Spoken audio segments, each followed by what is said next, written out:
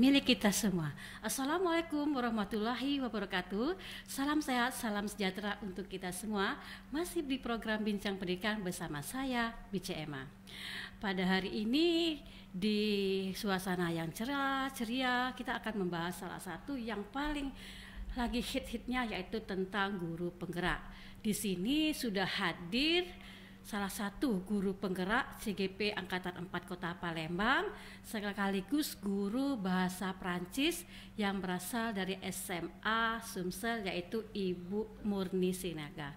Ibu, apa kabar, Bu? Sehat? Sehat. Alhamdulillah. Tadi dari sini ke sini naik apa, Bu? Biar mobilingnya cepat, saya naik motor saja. Oh gitu.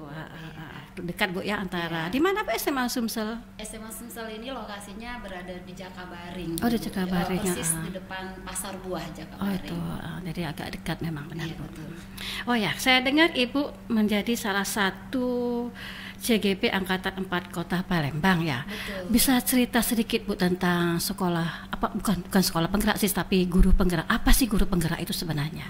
Baik, kalau boleh saya jabarkan sedikit, Ya. kita itu memang namanya program pendidikan guru penggerak. Jadi saya itu, kalau saya masih disebut CGP, Oh, Ibu, CGP. calon guru penggeraknya. CGP itu calon Guru penggerak. gitu. Jadi agar saya betul-betul menjadi salah satu dari guru penggeraknya, Ya. saya harus menjalani pendidikan kurang lebih 9 bulan dalam program pendidikan guru penggerak Oh, ini. seperti itu. Iya, cukup lama memang. Cukup lama sekali. Jadi apa saja, Bu, yang sudah dilatih selama Ibu menjadi CGP ini kira-kira? Kalau saya itu, Bu, karena saya angkatan 4, Ya, saya masih menjalankan program ini baru kurang lebih mau 2 bulan. Oh, jalan 2 Baru bulan. 2 bulan. Berarti masih 7 bulan Ada Bu, ya? lagi 7 Iya. bulan yang Oh. akan saya lalui ke depannya seperti nanti. itu. Dan program ini memang kemarin itu saya ikuti juga karena ada arahan juga dari sekolah, ya. Agar sekolah itu, kita sebagai guru di sekolah semakin aktif mengikuti transformasi pendidikan dari Kemendikbudnya. Sekolah juga menggaungkan program ini di sekolah agar kita guru-guru yang memang syaratnya terpenuhi, kemudian lolos seleksi, bisa memang diminta terlibat dalam program guru penggerak ini. Seperti itu. Jadi memang harus ada syarat, Bu, ya, untuk menjadi CGP ini, Bu, ya. Iya. Apa saja, Bu, syarat-syarat? Siapa tahu nanti pemirsa bisa melihat, ya, atau mendengarkan, sehingga untuk menjadi ke situ mereka sudah siap-siap untuk mempersiapkan diri. Iya. Kalau syaratnya sih yang paling utama adalah data kita sudah data kita. ada di Dapodik. Oh, seperti itu. Jadi kita harus sudah terdaftar di Dapodik salah Iya, satunya. sudah terdaftar. Ada juga teman saya bertanya kepada saya, Bu Emma, apakah kalau saya tidak mempunyai nomor NUPTK atau saya belum sertifikat pendidikan, apakah saya boleh mendaftar di CGP atau menjadi salah satu program dari pendidikan guru penggerak ini? Kalau dari kriterianya sendiri tidak ada yang mengatakan harus memiliki NUPTK, harus memiliki sertifikat pendidikan. Yang penting adalah data kita di Dapodik itu ada, tercatat di Dapodik. Dan selain itu tidak hanya guru PNS yang boleh terlibat di sini. Guru swasta non PNS baik negeri maupun swasta boleh mengikuti. Artinya kalau sekarang ini kan lagi hitnya P3K, guru P3K. Jadi guru P3K juga bisa kayaknya, Bu, ya, menjadi CGP. Pokoknya ya? Semua jenjang, Bu. Semua Dari jenjang. TK, SD, SMP, swasta, negeri, boleh asal tercatat akun guru di Dapodiknya. Oh, sudah terdaftar di Dapodiknya. Ya, yang Seperti kedua itu. lagi, Bu Emma, harus memiliki kualifikasi pendidikan S1, ya. Ah. Kemudian harus minimal pengalaman mengajar Oh, 5 berapa tahun. tahun Bu? Oh 5 tahun. Iya. Apakah harus ada linearnya? Bu? Biasanya katanya harus linear misalnya. Tidak. Nggak mempengaruhi. Tidak mempengaruhi untuk linear dan tidak linearnya. Itu kan untuk jenjang S1, Iya, S2 biasanya iya. ya Bu ya.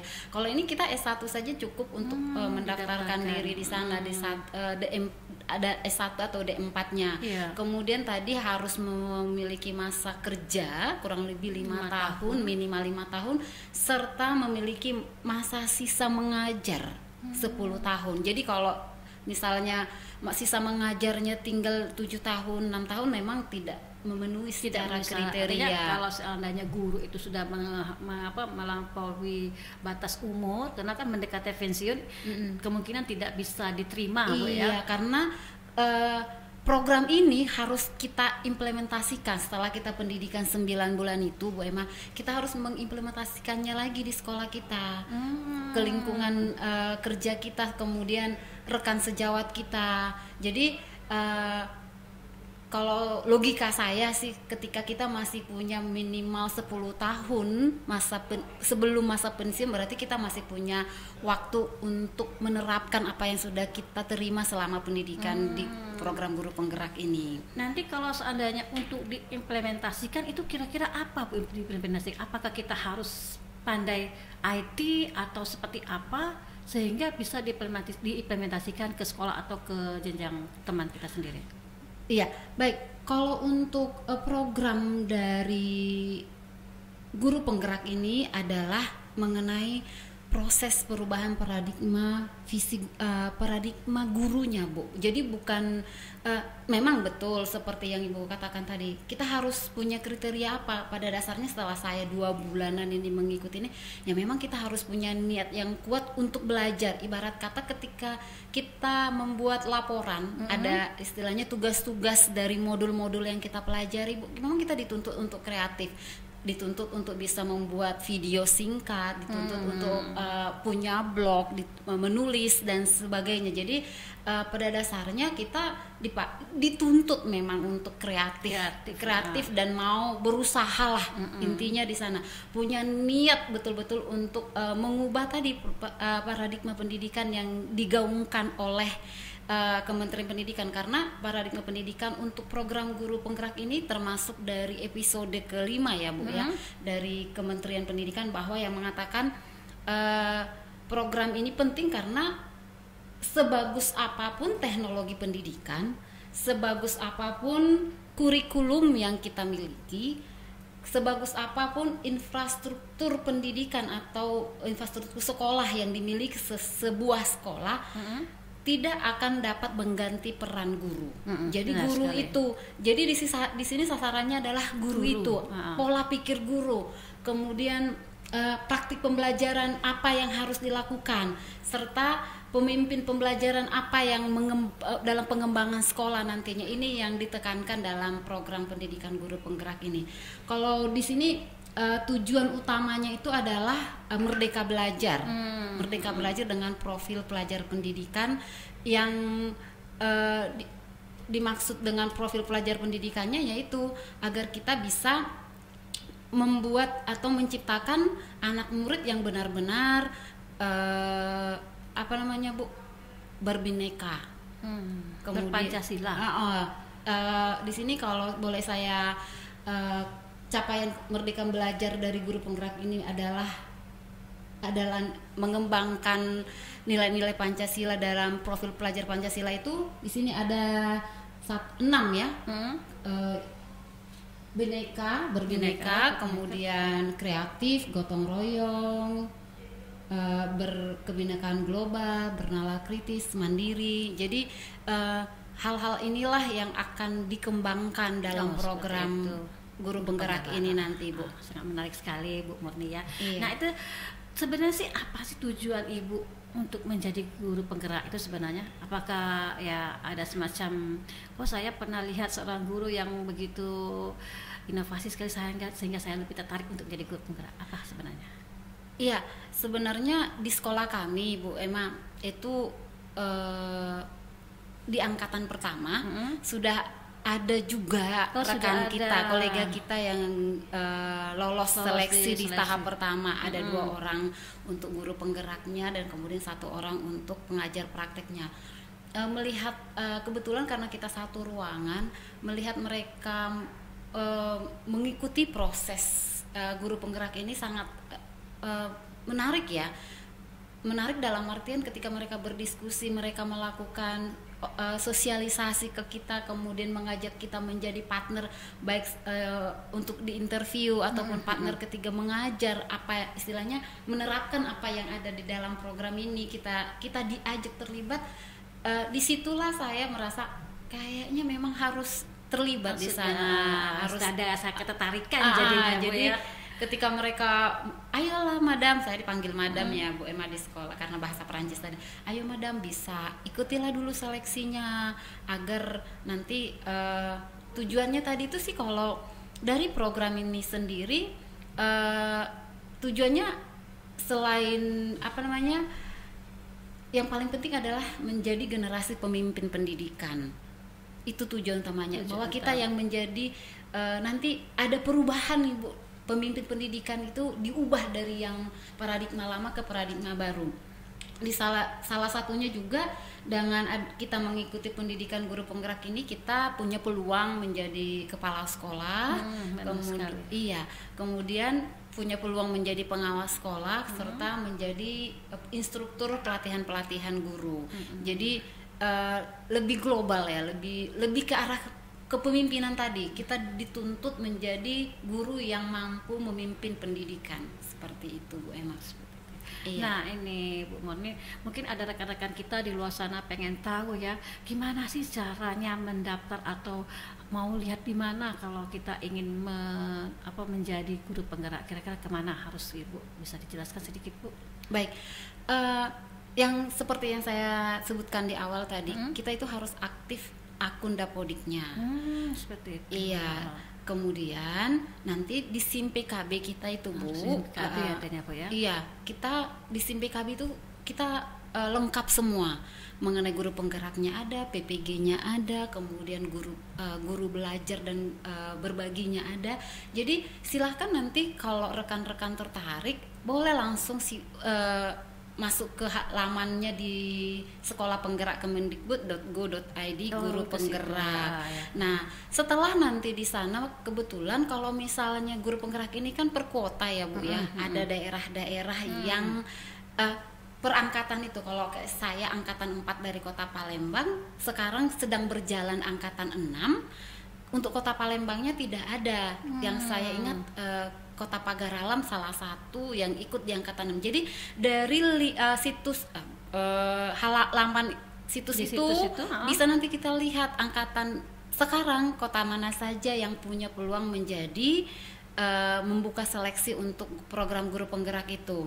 Nah, setelah kita tahu di sana ada peluang dari daerah kita, misalnya kayak saya kemarin di bulan, kalau saya nggak salah bulan Juli Agustus tahun lalu ya Bu ya, untuk angkatan 4 Kota Palembang dibuka, saya masuk dulu ke SIM PKB saya, kemudian masuk ke link tadi, guru penggerak tadi, kemudian ada tahap seleksinya. Seleksi pertama itu nanti kurikulum vitae kita.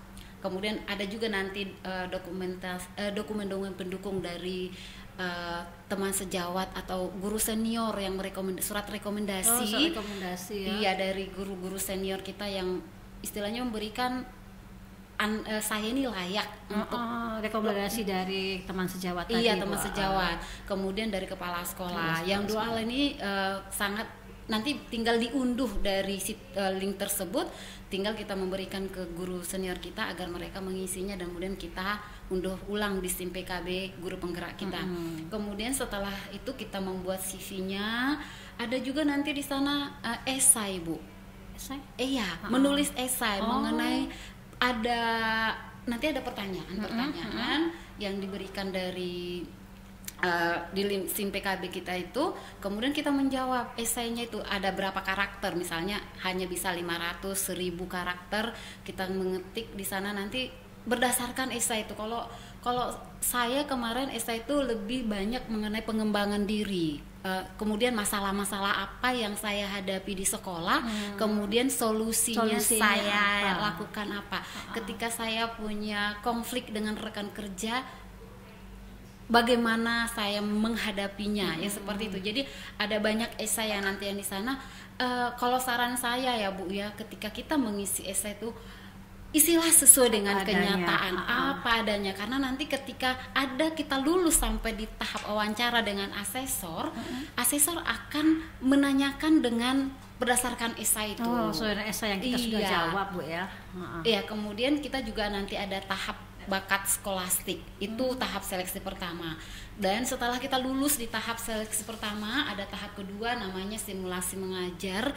Ini sebentar saja, cuma 15 menit melalui daring Google Meet dengan asesor juga nanti dari Kemendikbudnya, serta wawancara. Nanti kalau sudah lolos di seleksi 1 dan seleksi 2 ini, kita hanya tinggal menunggu pengumuman bahwa kita lolos menjadi CGP untuk program guru penggerak ini. Untuk satu angkatan itu kira-kira berapa jumlah guru yang bisa diterima Bu? Seperti Ibu kan angkatan 4 ya, berapa seluruhnya jadi termasuk Ibu? Kalau untuk Kota Palembang ya, saya nggak tahu kalau seluruh Indonesia. Untuk Palembang saja. Kalau saya nggak salah ya Bu ya, untuk Kota Palembang ini termasuk sampai 700-an Bu. Lumayan banyak Bu. Iya, 700-an untuk Kota Palembang saja. Artinya guru itu nanti semuanya harus menjadi guru penggerak sepertinya itu ya Bu ya? Apakah harus atau tidak, kita lihat dari proses program dari Kemendikbud ini, karena setahu saya Bu, kalau saya tidak salah membaca dari laman guru penggerak ini, ini sampai tahun 2024 yang kalau saya tidak salah ingat ya Bu ya. Dan ini berdasarkan kota per daerah. Kalau misalnya Palembang apakah ada nanti, kita belum tahu. Gelombang keberapa ada lagi, apakah masih ada, kita juga belum tahu. Berarti kan kalau saya masih di angkatan 4 dan ini masih 700, atau kita anggaplah di angkatan pertama ada 500, berarti kurang lebih masih 1.200, berarti belum mencakup seluruh. Jadi saya kira apakah itu nanti mungkin kita yang jadi agen Bu, agen transformasi tadi. Jadi saya setelah melakukan ikut dalam pendidikan ini, mungkin saya yang jadi pengajar praktek, atau misalnya tadi instrukturnya.